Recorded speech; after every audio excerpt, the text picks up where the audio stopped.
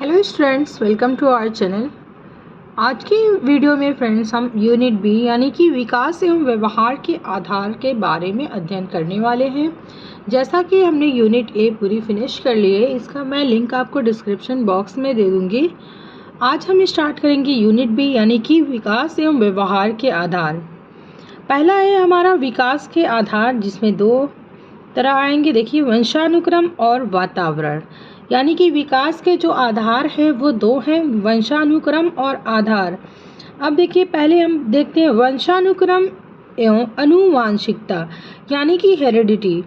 जो माता पिता व पूर्वजों से जन्मजात गुणों का संग्रह वंशानुक्रम कहलाता है। देखिए, जो आदतें, जो बिहेवियर हमारे माता पिता और जो हमारे पूर्वज यानी कि दादी दादा जो भी लोग थे, वो उनमें जो आदतें थी वो बच्चे के अंदर आ जाएगी। इससे क्या, ये जो गुण है ना, ये क्या कहलाएगा? वंशानुक्रम संग्रह कहलाता है, जो कि हमारे अंदर या बच्चों के अंदर वंशानुक्रम यानी कि माता पिता एवं पूर्वजों से होकर आते हैं, वो क्या कहलाते हैं? वंशानुक्रम कहलाते हैं।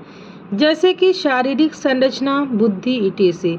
यानी कि शरीर की संरचना, बनावट। देखिए, जब भी कोई बच्चा होता है तो वो कहते हैं ना कि फलन दादी पे गया है, दादा पे गया है, या देखो इस तरह की हरकतें करता है, ये हमारे दादाजी करते थे।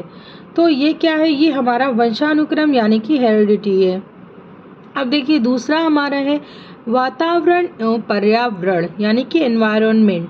देखिए, प्राणी जो है वो किससे मिलके बना है?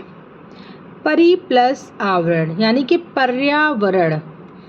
परिधन आवरण मिलके क्या बना है? पर्यावरण। वह सब कुछ जो प्राणी के घेरे हुए है और उसे प्रभावित करता है। यानी कि हमारे आसपास जितने भी लोग हैं जो हमें प्रभावित करते हैं, उसका वातावरण कहलाता है। यानी कि देखिए, हमारे पास जिस प्रकार के लोग रहते हैं, हम उन्हीं तरह की हैबिट करते रहते हैं, उन्हीं के जैसे हमारा सब कुछ होता है। बिहेवियर जो भी हम अपने आसपास से सीखते हैं, वो हमारा क्या होता है? वातावरण होता है। जैसे कि भाषा, मूल्य, विश्वास। यानी कि जैसा हमारे आसपास के लोग बोलते हैं, हमारी भाषा भी उसी प्रकार हो जाती है। जैसे कि देखिए, कभी कोई बच्चा क्या है कि भोजपुरी बोलने लगता है, तो वो ऐसा होता है कि किसी ऐसी संगत में पड़ जाता है जो बच्चे भोजपुरी बोलते हैं, तो वो उनकी भाषा को सीख जाता है।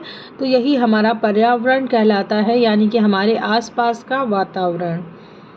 अब देखिए, छात्र का विकास किस प्रकार होता है? वंशानुक्रम, शारीरिक संरचना यानी कि वंशानुक्रम से शरीर की संरचना या बुद्धि, वातावरण से संस्कृति और भाषा। इस तरह से मैंने आपको ग्राफ बना के दिखा दिया है।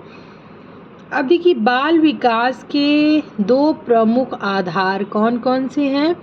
बाल विकास के दो प्रमुख आधार वातावरण और वंशानुक्रम है। देखिए, वो बहुत इम्पॉर्टेंट है, यहाँ पे मैंने लिख दिया है कि ये इम्पॉर्टेंट है, आप भी इसको नोट कर लीजिएगा। वुडवर्थ के अनुसार, देखिए, वुडवर्थ के अनुसार विकास क्या है? विकास वंशानुक्रम तथा वातावरण का योगफल नहीं वरना गुणनफल है। यानी कि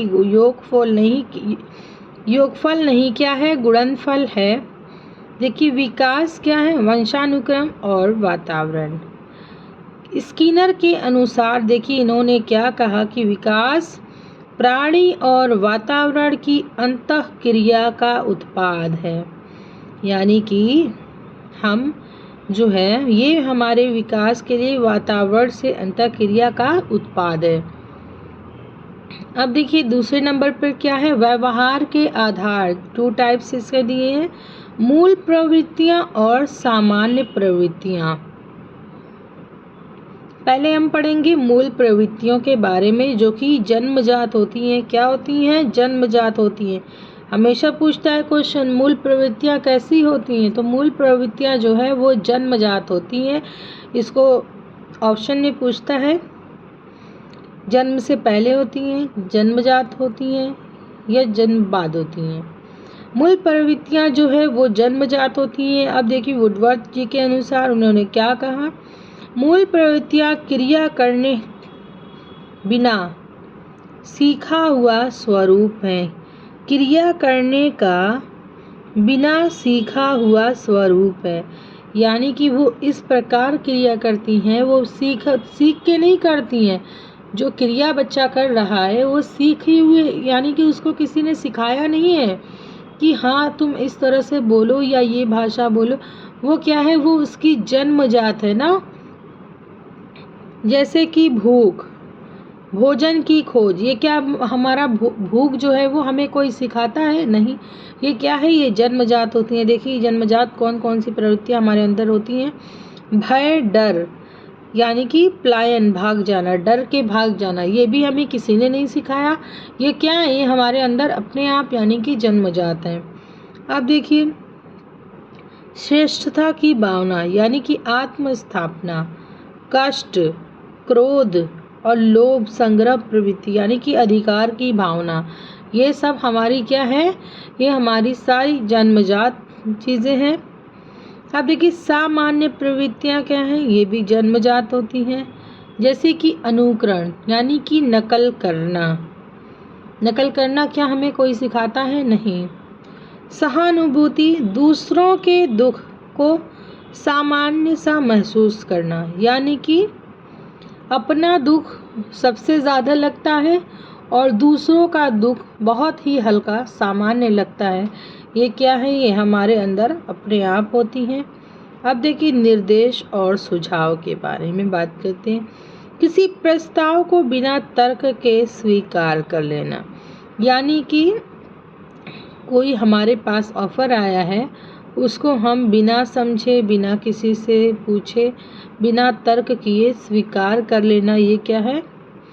अब देखिए खेल, वे सभी क्रियाएं जिनका एकमात्र उद्देश्य है आनंद की प्राप्ति।